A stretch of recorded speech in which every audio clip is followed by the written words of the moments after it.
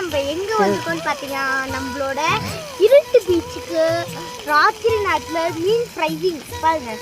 ராத்திரி நேரத்தில் மீன் ஃப்ரையிங் அப்படியே எல்லா இடத்துல அந்த மீன் ஸ்மெல்லு அப்படியே பருவுது. எவ்வளோ ட்ரெண்டு வந்தாலும் நம்மளோட வறுத்த மீன் நம்மளுக்கு ஒரு ட்ரெண்டு தான்.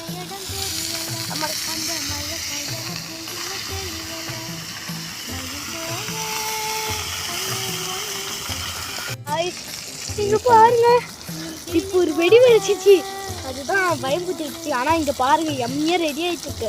அது குட்டியாக ஒன்று இருக்குல்ல, அது குட்டின்னு தான் சொல்ல முடியாது, பெருசுன்னு தான் சொல்ல முடியாது. ஆனால் அது எனக்கு தான் தனி மீன். எனக்கு கேஷ் வந்துச்சு.